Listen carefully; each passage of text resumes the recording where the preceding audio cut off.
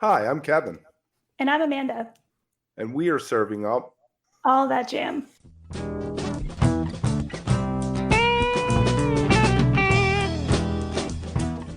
A lighthearted look at the weekend jam bands.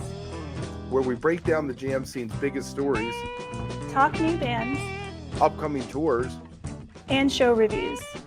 A little laughing, some hot takes, and an always positive message for the community. The Scott Sharrard interview.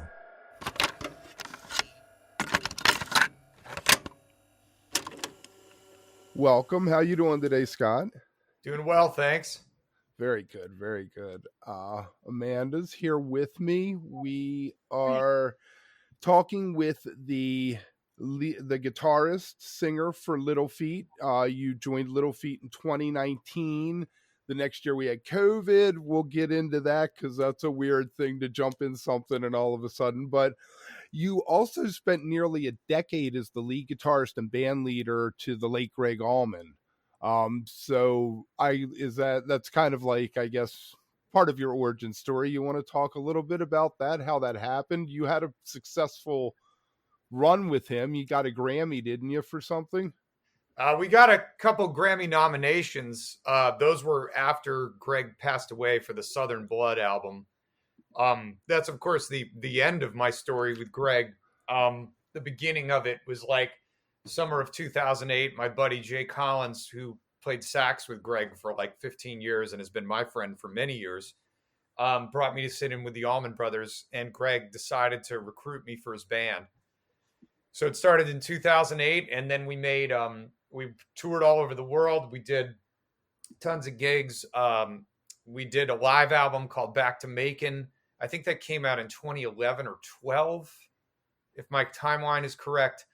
And then we did Southern Blood and Muscle Shoals with Don Was producing that record. I wrote a song called My Only True Friend with Gregg. That was the Grammy nominated song. The album was also nominated for an Americana Grammy for Album of the Year in 2017, which was the year that Gregg sadly passed away before he was able to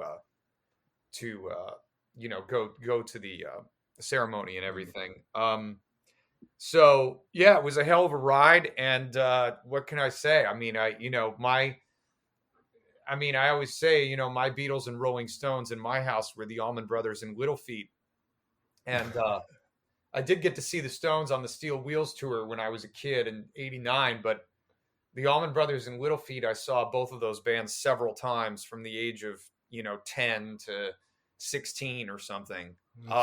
Like a dream come. You used to. I imagine you used to sit there and imagine yourself. What if I was in one of those bands? And you pretty much got both of it. Huh? Yeah, I mean, my dad was a musician, guitar player, singer, songwriter from when he was a teenager, and he had to give it up to survive. But he kept taking me to concerts, and then when they saw I could play, it became kind of a I was let loose to practice as much as I needed to, and anything that I needed for music was a yes. So I was on the accelerated program, and I was just one of those kids. And by the time I was 15, my family moved to Milwaukee from Pennsylvania. I'm originally from the Detroit, Michigan area, born in Ann Arbor, so I'm a Michigander on both sides, but ended up in Milwaukee at the High School of the Arts, and that was definitive for me because there was High School of the Arts, and then there was the Blues Club, the Up and Under, where first my parents took me, then the owner signed me on as a barback when I was 16 so I could be in there legally.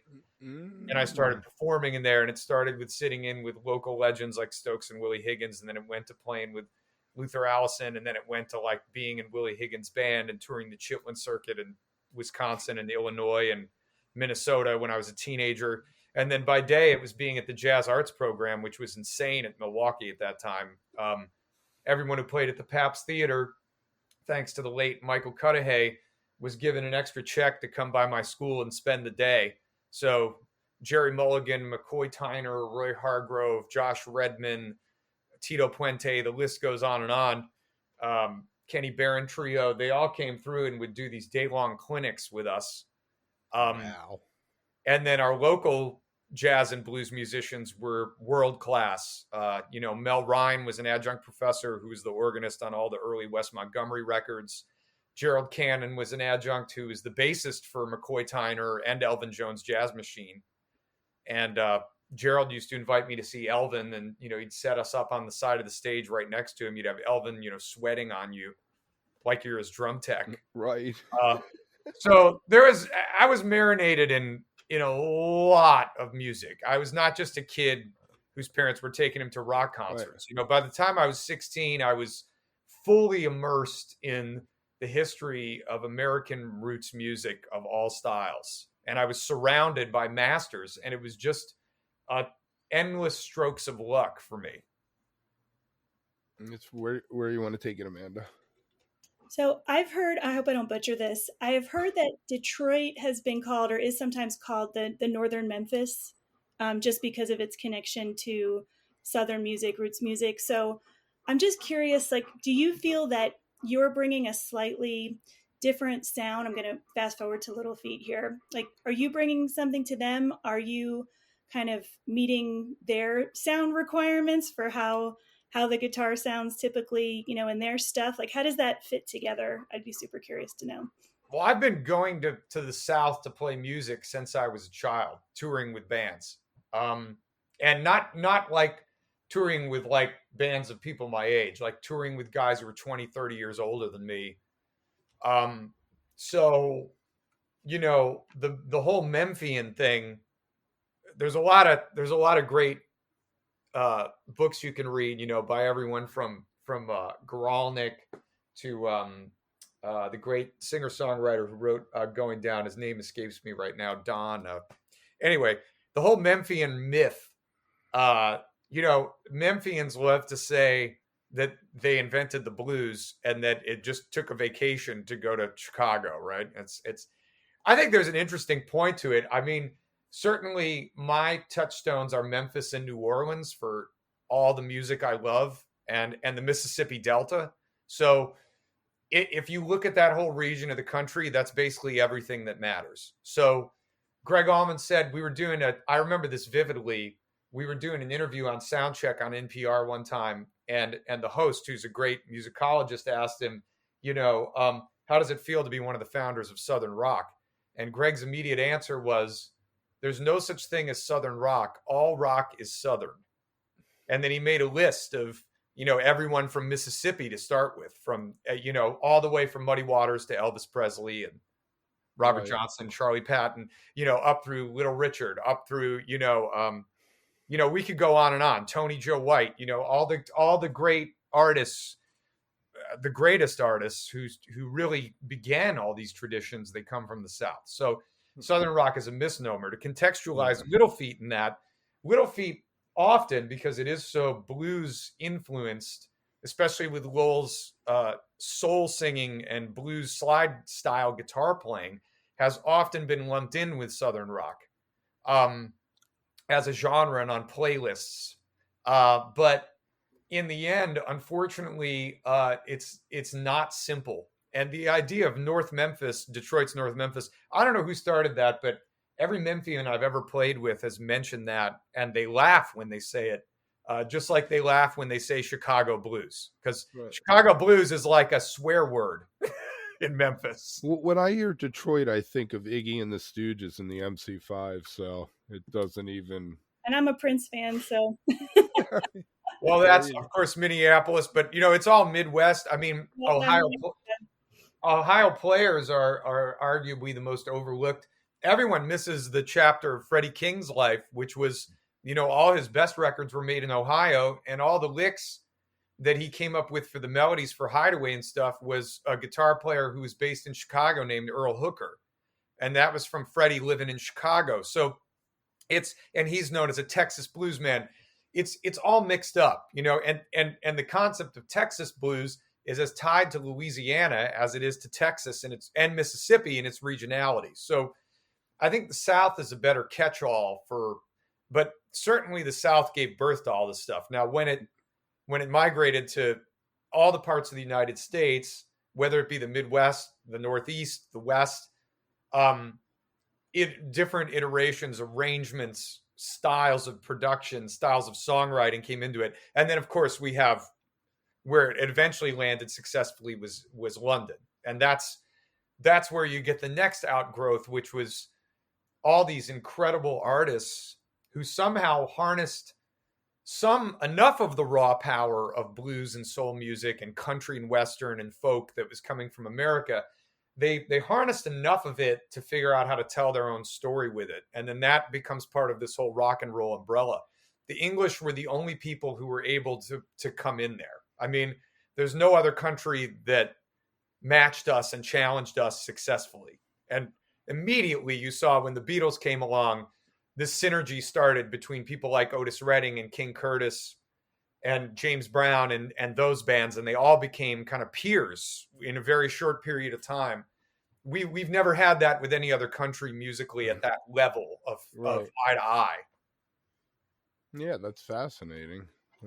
Rolling Stones, definitely. You could tell from a lot of those, I guess. The Yardbirds. I mean, the Yardbirds arguably might be the most influential English band because they spawned Clapton and Beck and Jimmy Page there. Let's jump forward because you mentioned Little Feat, and we're here really to get into this. You joined Little Feat in 2019, so you're like, yeah, I'm in. This is great. Boom. Quarantine. So can you run through a little bit about joining the band and then the effects of going through COVID? How that did it help you? Did you get to learn the songs more, kind of thing? Yeah, I mean, all great and very relevant questions to this whole origin story. I mean, with Little Feat, the reason they called me for the gig is we had a lot of mutual friends, one of them being the Doobie Brothers, who I'd sat in with close to a dozen times because we were on all these double bill tours with Gregg Allman, and those guys were really kind and took a shine to me. And Bill Payne was playing piano in the Doobie Brothers at that time. So that was going back to there. And then Little Feat's manager in 2019 actually looked, had all these people telling him and Bill that I'd be a good sub for Paul Barrere because Paul was ailing very badly. And the manager of Little Feat at the time happened to go on my website, and he saw all the times I was mentioning Little Feat in my bio on my website. I was also, there was a lot of kismet between how our cross paths, because there was all that. And then there was the fact that, I was actually supposed to be on all these, I won't go through all the names, but I was up for all these other gigs to be a sideman, some of which I turned down, some of which I didn't make the cut, that would have put me on the road at that time when they needed a sub. And they only needed a sub for 2 gigs. But I happened to be off and I happened to be home, and all those other paths were leading to nowhere. And the manager told Bill Payne, hey, do you remember Scott? And by the way, he said on his bio, Little Feat's one of his favorite bands. So Bill called me, explained to me what the task was. I told him how important the band was to me. I was delighted to get the call. I showed up at the first of 2 gigs to sub for Paul. And when the band showed up, I found out that Paul had actually passed away on the ride of the van from the hotel to the venue to play my first gig with the band. So I had about a half hour of actual rehearsal with Little Feat, and then I played my first show with Little Feat, where the first thing that happened is Bill Payne announced to the audience that Paul had passed away that afternoon. So that's about as much technical, physical pressure and karmic value as you can throw on a job. And as a lifelong fan, I have all that baggage I'm carrying. What the hell am I doing up here? But I got to the end of the gig, and it was one of those things where it was like a you're in the band moment at the end of the gig. It wasn't even a question. Nailed it. Do we look for anyone else? Like, could we have gotten a better sign that this is the guy? And then, of course, I did a good enough job on that gig that they were like, this is the guy. So that's how that happened. That was November of 2019. As you mentioned, it was 2019. Then there was a long break for the holidays that had already been scheduled for the band way before I was in the mix.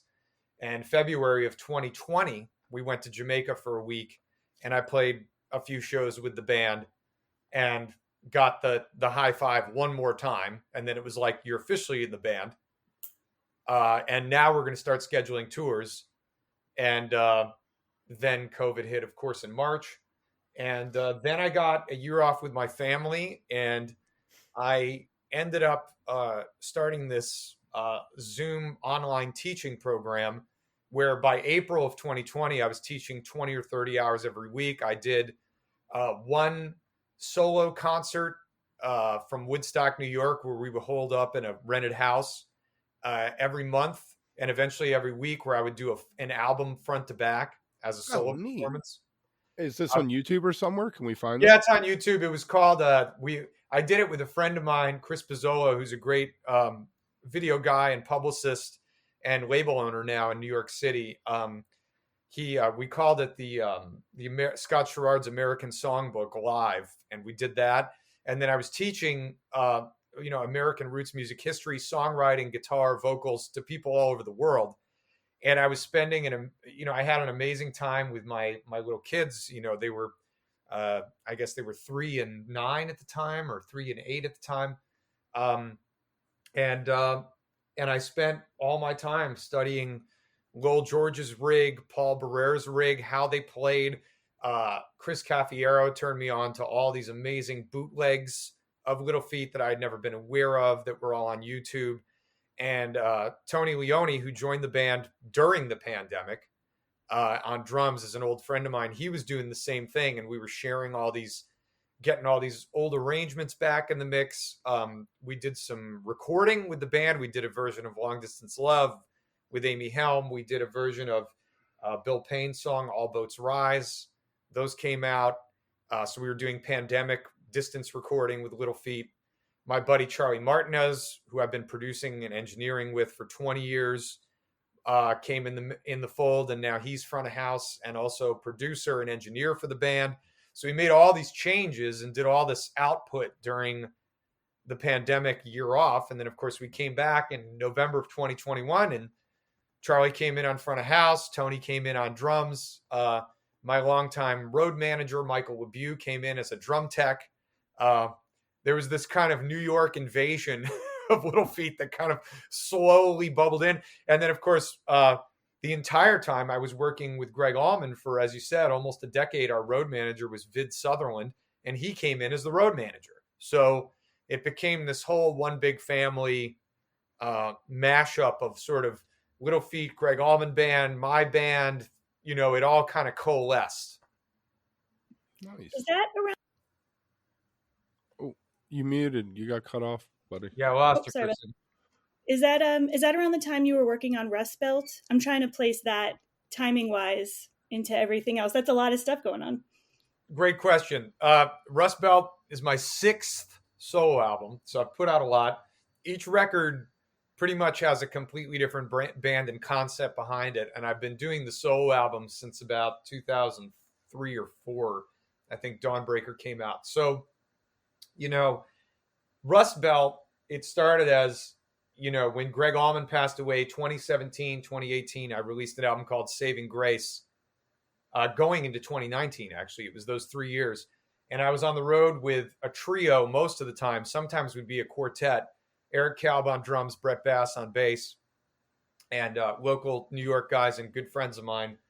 And over the course of playing hundreds of gigs all over the country and sometimes the world, as my solo project, we had this sound we developed.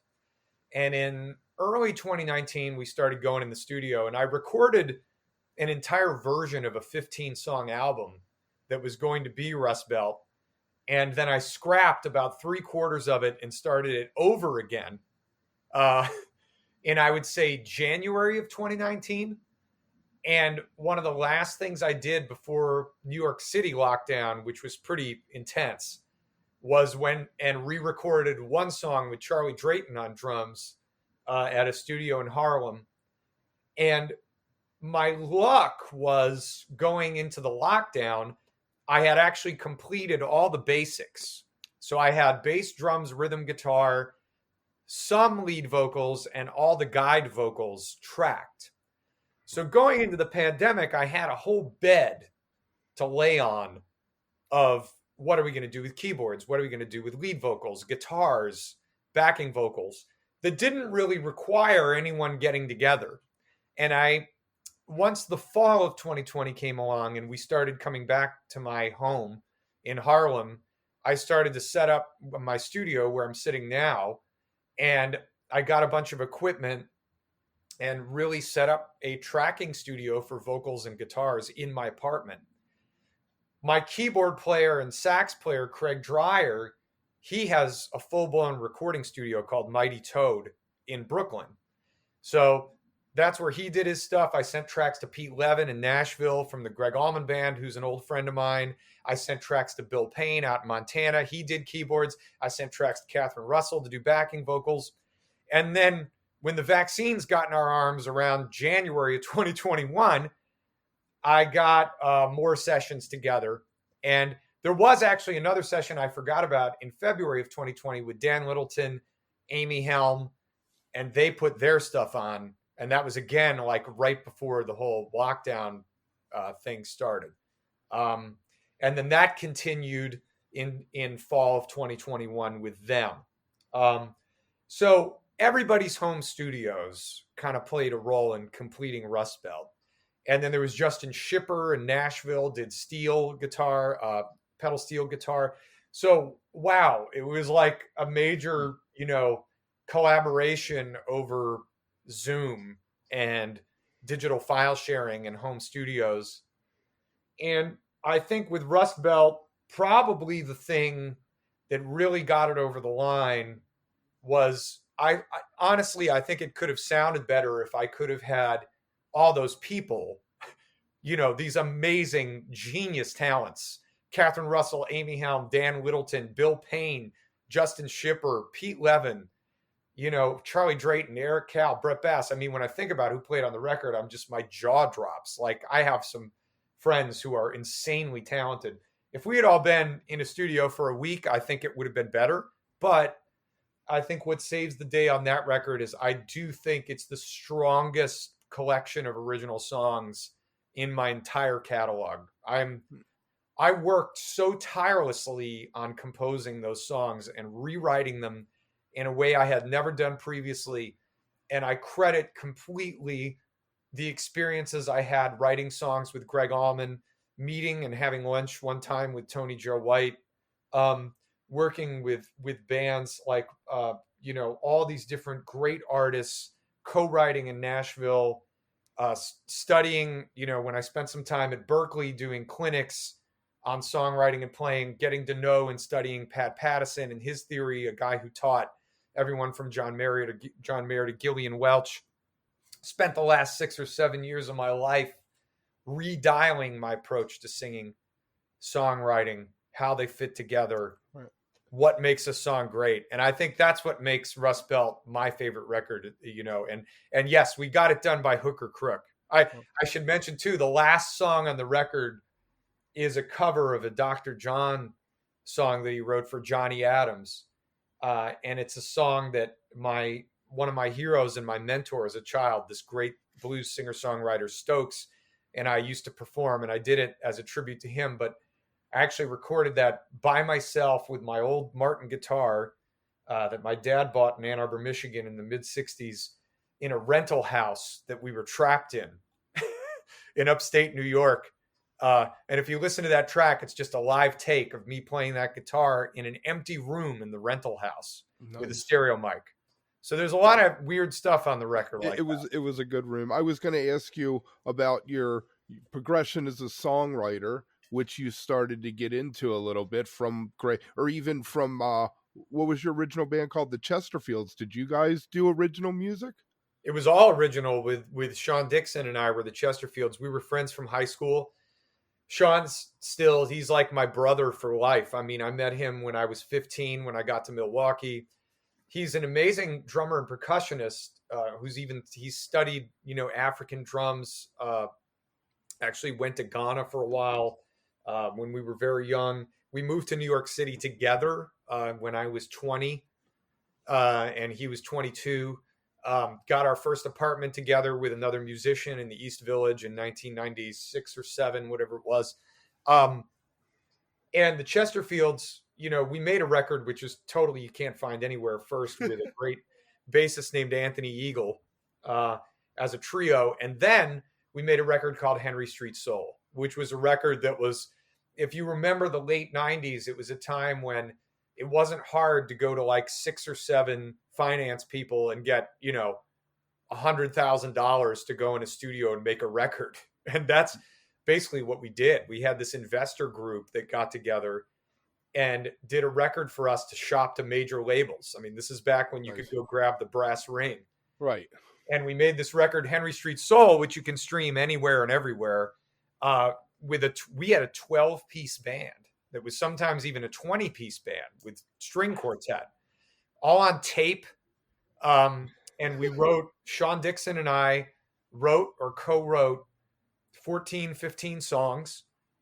And we did it over the course of 6 months in New York City. I was 22 years old.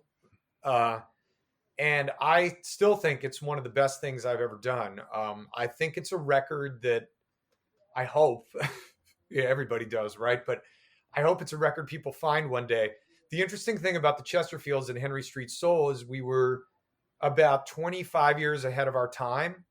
I'd say 20 to 25 years ahead. If you can go back, do I have that many? Let's say 20 years ahead of our time. Because if you study bands like who are very hot on YouTube right now, like, or TikTok even at this point, but Wolfpack and there's a band called Knower, these incredible younger bands who are kind of doing a version of funk, soul, rock, songwriting based at times, sometimes jam based.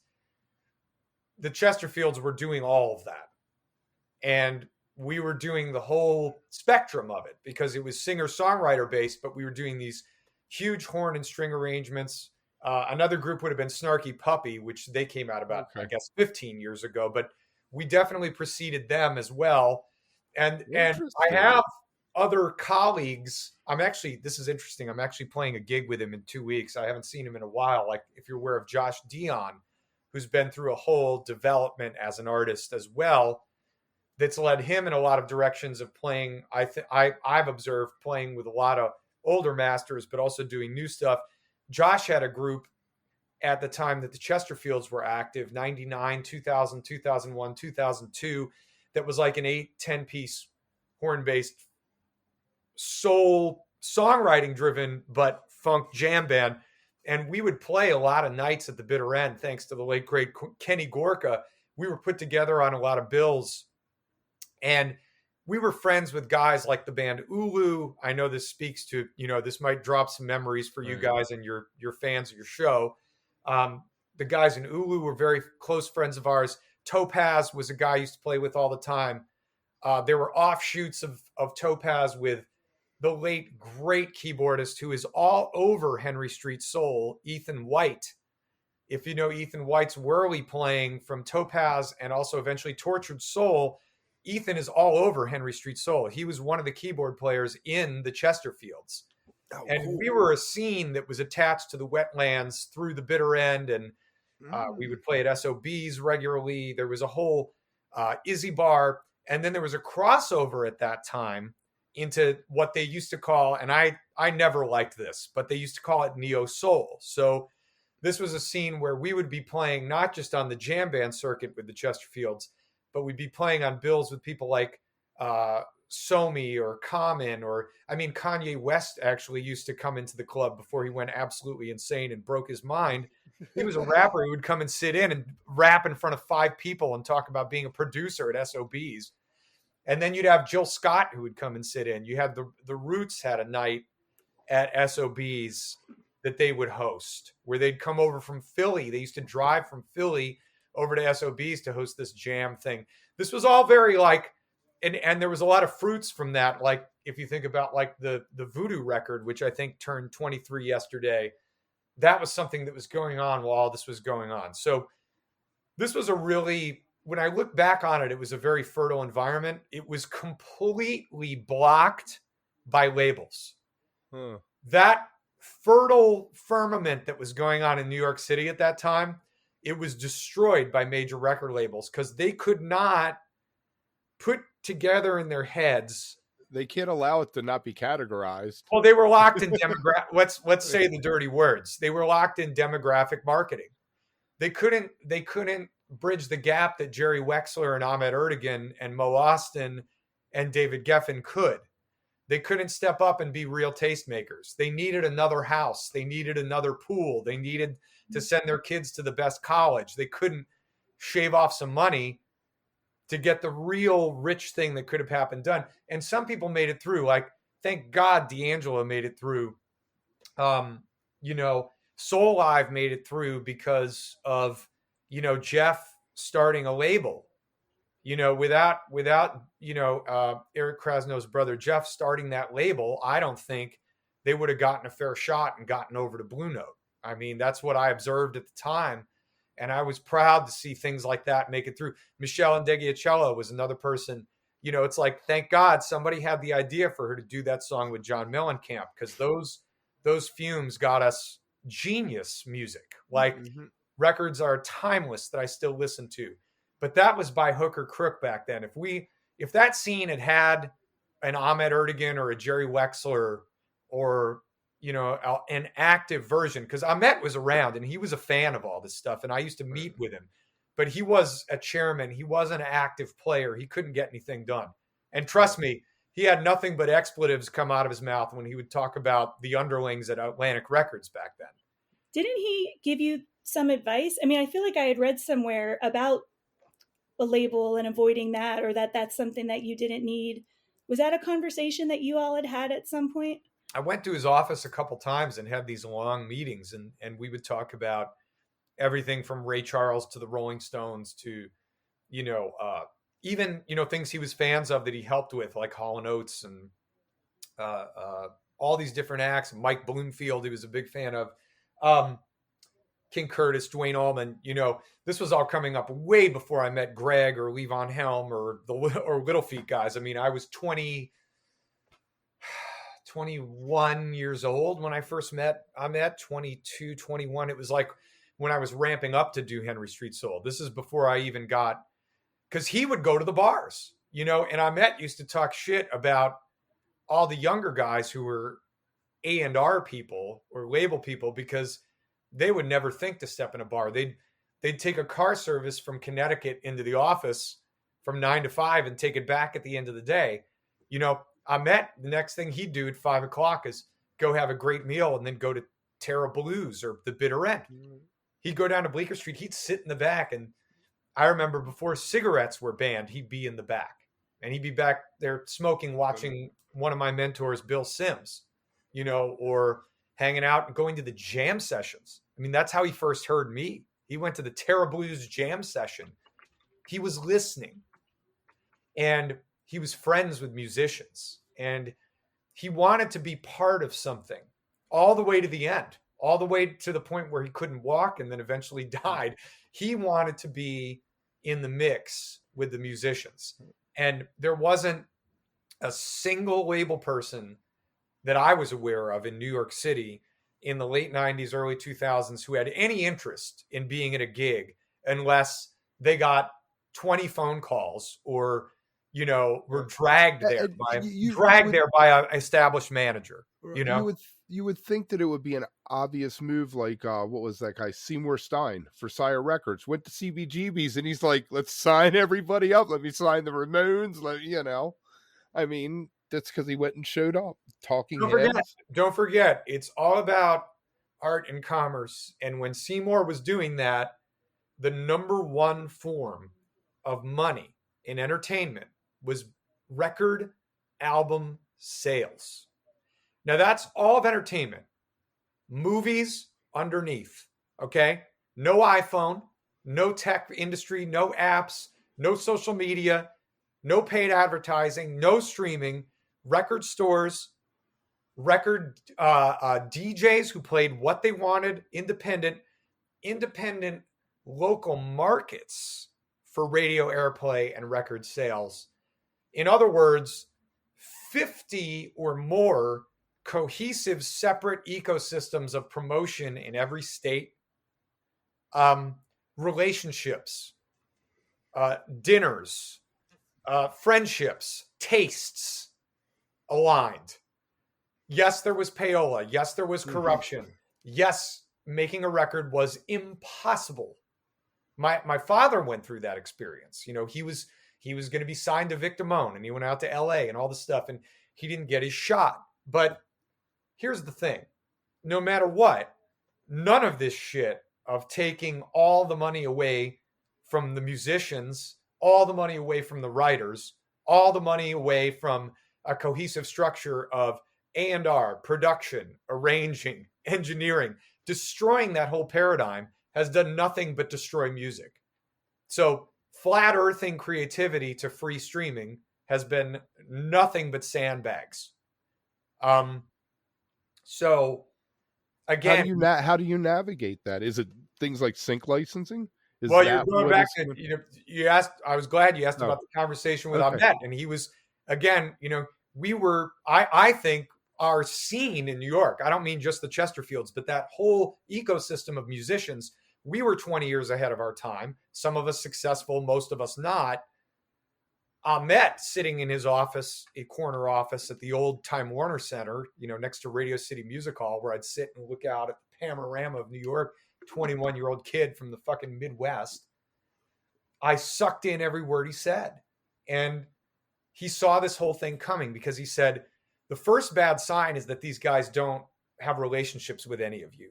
The next bad sign is going to be they're going to sell the farm. And if back then he would say the technology comes along, trust me, they're going to sell you all down the river. So get your entire trick bag of skills together. And at the time he was telling me, you're a good enough singer and guitar player that if it was the 70s, I would sign you to a 5-album deal. But he's like, I would put you with, he goes, if I could put you with anyone now, I'd put you with Tommy LaPuma, and I'd have you make some blues records where you're like the blues Frank Sinatra.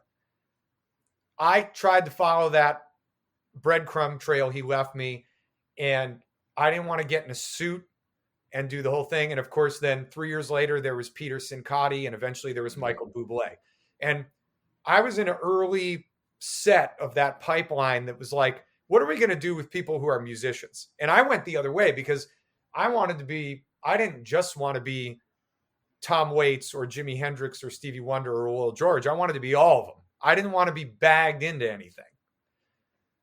So I ran off my own direction, and Ahmet's advice was, if you're going to do that, make sure you can play, write, co-write, produce, sing, teach, tour, record, do it all on your own. He's like, own the farm. He's like, have your own label, have your own publishing, have your own.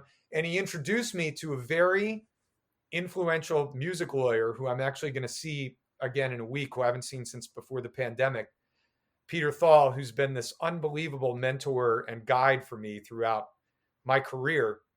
And Peter always encouraged this as well and has helped to have my back through every iteration I've been through. So I credit Ahmet for everything in terms of helping me to survive. But stage one was, don't trust any of these people because they are going to fuck you. And of course, what did they end up doing? Fucking you. Oh, they didn't just fuck me. They fucked everybody. And the strategy was, so you have a certain strata. So you have everyone from Rihanna and Beyonce and, you know, then you Lizzo. then you have Led Zeppelin and the Beatles. Now, you remember when streaming first came along, right? Everybody under that strata, okay? The record labels basically, from what I understand, and this is hearsay, but we'll see if this is true or not. But it's a folklore that would make a lot of sense to me if this is the way it happened. From what I understand, through a series of meetings and interactions, as the streaming started to really pick up steam and the lawsuits against Napster went bad, and everything they tried to fight to keep physical product wasn't working, and they kept signing worse and worse photocopies of Britney Spears and NSYNC, and the most vapid act they could find to try to match the last one. Listeners got angry. Fans got angry. They said, you signed bullshit. You're not propping up the right artists. Your ecosystem sucks. You're suing us for stealing music. You don't. And then they're like, no, we don't want to work with Apple on their streaming platform. No, we don't want to do this. No, we don't want to do that. And then, of course, as the technology caught up and the numbers started to suffer, they said, well, wait a second. you guys are going to win is in the back room. What can we do to survive? And people like Spotify said, all right, look, if you fuck everybody on their royalties, we'll give you stock, And then so as simple as that. And then when it came to Rihanna and the Beatles and anybody who had the best lawyer and manager and maybe their own label or maybe had all the rights to their songs or whatever it was, when they came to that meeting table, it's, guys, what can we do to remember how it was all this? When are the Beatles or the Led Zeppelin going to come on? I don't know this for a fact, but my suspicion, let me throw this suspicion out there, is one of the many lawyers and one of the many handlers of this catalog and those streaming platforms got together and said, look, you give us some stock, we'll give you the fucking catalog. Because what's worth more, right? Well, Right. Guess what? When every artist becomes an island, and SAG-AFTRA can tell you about this. Ask any actor or any stagehand about this. When every individual becomes an island, everyone negotiates their own deal. You're going to fuck the majority. And that's exactly what happened. Everyone negotiated their own deal around stock and around backroom deals at the top 1%. Look at our country. This is capitalism on steroids 101. Right. Everyone else was unorganized. So when people crow on and on about this, as they do, and artists have a right to complain, but when the AFM is not involved at all in anything that makes real money, right? Yeah, you go on Letterman, they're gonna work with you. You go on Broadway, they're gonna work with you. But when you get a hit song, they're nowhere to be found. For the people who play on it, for the producers, for the writers, same thing with our collections agencies. So there's a lot to unpack in this space. That's my anecdotal experience, but there's a hell of a lot to improve, and I'm someone who's for collective bargaining, and I think that we were atom bombed as creatives, and to come back from that, I mean, it's literally like, we're at the point in the zombie film where we're just walking out of the fallout shelters and going through the irradiated, right, areas, and we're like starting to rebuild on land and breathe oxygen again.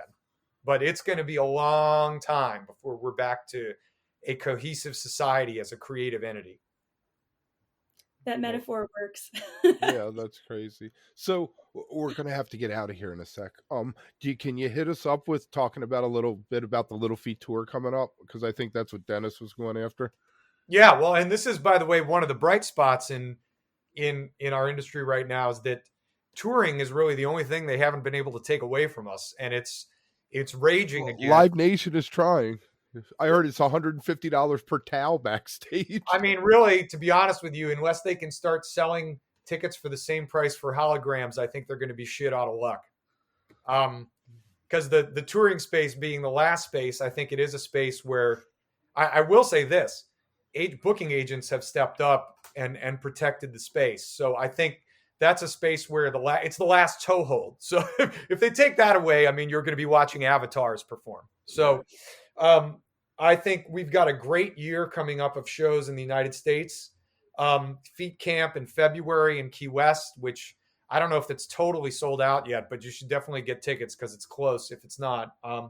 We're going on Joe Bonamassa's cruise, who's been a good friend and ally of mine for many years, and I'm glad we brought those camps together. And then if you're in the United States, we're coming to a town near you before 23 is over. That's all I can say. Go on littlefeat.net to get that. We're going to try to get .com. I don't know what happened there.